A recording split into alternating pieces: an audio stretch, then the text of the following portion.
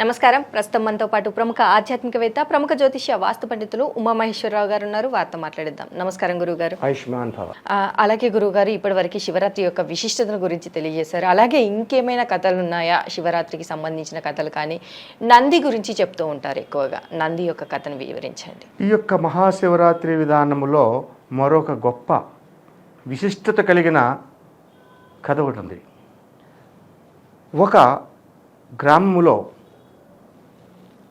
ఒక మంచి ధనవంతుడు, ఐశ్వర్యవంతుడు ఆయన ఆసామి ఉండేవాడు. ఆయన పేరు నంది. ఆయన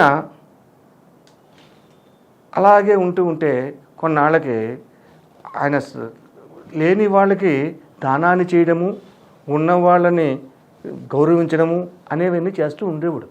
మంచి పనులు చేసేవాడు. మంచివాడు కాబట్టి మంచి పనులు చేసేవాడు. అనుకోకుండా ఒకరోజు తన యొక్క పొలమును దున్నుతున్నాడు. ఆ పొలమును దున్నితే ఆ పొలములో ఒక శివలింగం దొరికింది. ఆ శివలింగాన్ని తీసుకొచ్చాడు. అమ్మో, ఇది మహిమాన్వితమైన శివలింగం, దీన్ని ఇక్కడ ఉంచకూడదు, కొద్దిగా చిన్న మండపంలా కట్టాడు శివలింగానికి. ఆ మండపంలా కట్టి పొద్దుటే వచ్చి కొంచెం నీళ్లు పోసి కొన్ని పుష్పాలు పెట్టి, ఆ పుష్పాలతోటి ఒక నివేదనగా ఒక పండు, ఫలములు అక్కడ పెట్టి నమస్కరించి శివస్తుతి చేసుకుంటూ వెళ్ళేవాడు. ఇలాగే చేస్తున్నాడు చాన్నాళ్ళు. అదే గ్రామానికి ఆనుకుని ఉన్న ఒక అడవిలో ఒక బోయేవాడు ఉన్నాడు. ఆ బోయేవాడు తిరుగుతున్నాడు, వేటాడుతున్నాడు, పక్షుల్ని వేటాడుతున్నాడు, జింకల్ని వేటాడుతున్నాడు, మృగాల్ని వేటాడుతున్నాడు. వాడి జీవనం వాడు చేసుకుంటున్నాడు. అలాగ వేటాడుతూ ఉంటే ఒక రోజునాడు వీడికి ఏమీ దొరకలేదు, ఆహారం అది. ఏం చేయాలని చెప్పేసి ఇలా వస్తే ఇక్కడ ఒక శివలింగం కనపడింది. ఇదేంటిది?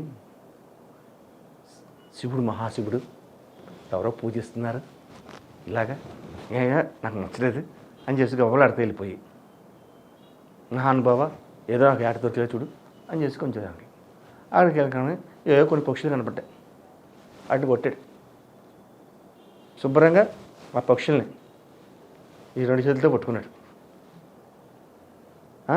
కొన్ని మారేడు దళాలు పూసాడు. ఆ చేత్తో మారేడు దళాలు పట్టుకున్నాడు. మరి అలాగా ఆ నదిలో దిగి నోటితో నీళ్లు పిలిచాడు. నోటిలో నీళ్లు ఉన్నాయి.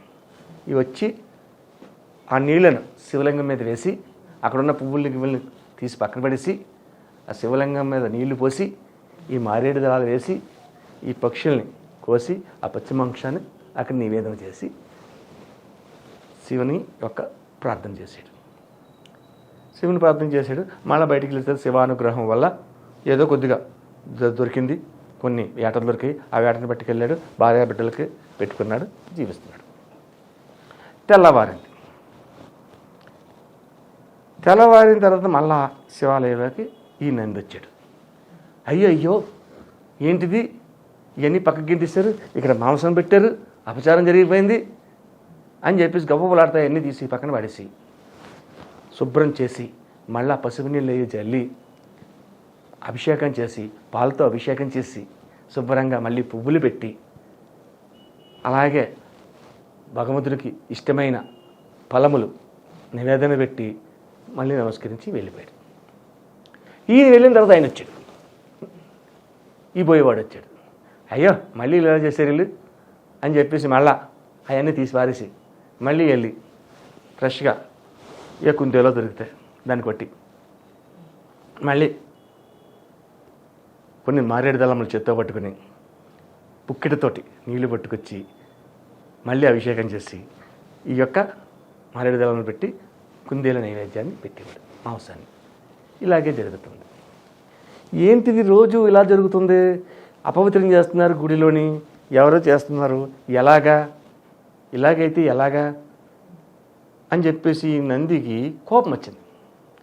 పెద్దల్ని కూడా చెప్పాడు, మీ అమ్మ ఎప్పుడు చేస్తున్నాడో తెలియట్లేదండి, అపవిత్రం అయిపోతున్నాను, శివుడిని అపవిత్రం చేస్తున్నారు, నాకు కుదరదు అని చెప్పేసి ఆ శివలింగాన్ని తీసుకున్నాడు. అక్కడికి తీసుకెళ్ళిపోయాడు. శివలింగాన్ని తీసుకెళ్ళిపోయి తన ఇంట్లోనో వేరే చోట పెట్టుకున్నాడు, అపవిత్రం కాకుండా ఉంటారు కదా అని. సరే ఆడికి వెళ్ళి ఆ శివలింగాన్ని పూజ చేసుకుంటున్నాడు, ఏదో చేస్తున్నాడు. ఆ తర్వాత మళ్ళా ఈ బోయవాడు వచ్చాడు. శివుడేడి ఏమైపోయింది? శివుడు మాయమైపోయాడా అని చెప్పేసి కంటికి మంటికి ఏకదాటి నేడటం మొదలెట్టాడు.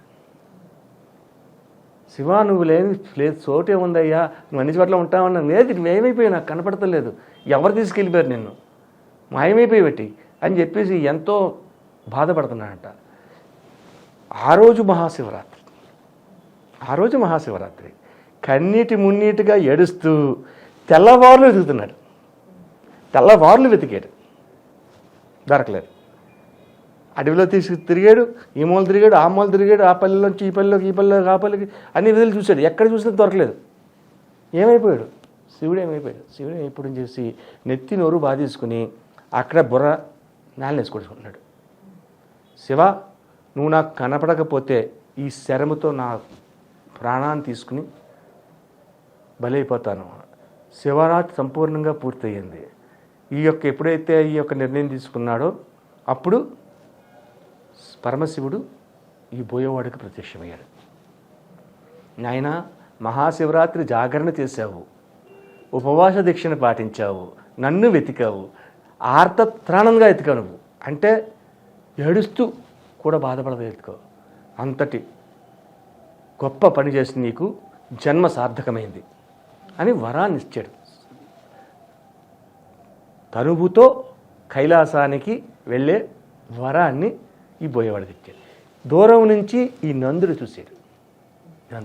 ఎంత తప్పు చేశాను మహానుభావ, నేను చాలా పెద్ద తప్పు చేశాను, ఈ యొక్క బోయేవాడు చేస్తున్నది నాకు తెలియక అని బోయేవాడి యొక్క పాదాలు పట్టుకున్నాడు. అప్పుడు పరమేశ్వరుడు, నాయనా నంది, నువ్వు కూడా మంచివాడివే, దాన ధర్మాలు చేస్తున్నావు, శివతత్వాన్ని సంపూర్ణంగా నీలో పెట్టుకున్నావు. నేను దొరికిన శివలింగాన్ని, నీకు దొరికిన నా లింగ రూపాన్ని నువ్వు పడకుండా చక్కగా ఒక చోట పెట్టి ఈ యొక్క బోయేవాడికి కూడా ముక్తి మార్గాన్ని చూపించే విధానానికి తయారయ్యావు. ఆ తర్వాత తీసుకెళ్ళి వేరే చోట పెట్టావు.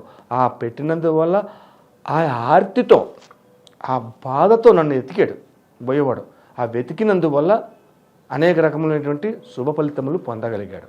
అలాగే నీవు కూడా నన్ను పూజించావు కాబట్టి నీకు కూడా శుభము కలుగుగాక అని దీవించాడు.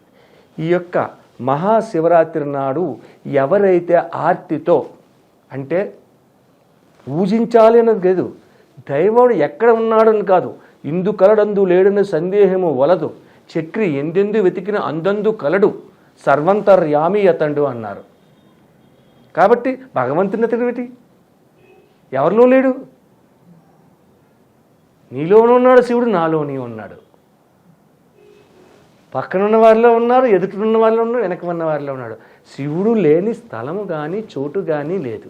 కాబట్టి శివతత్వాన్ని అవలంబించి శివరాత్రి, మహాశివరాత్రి రోజు నాడు ఎవరైతే ఆర్తితో శివనామస్మరణ చేస్తూ శివ సంకల్పాన్ని పొందుతారో వారు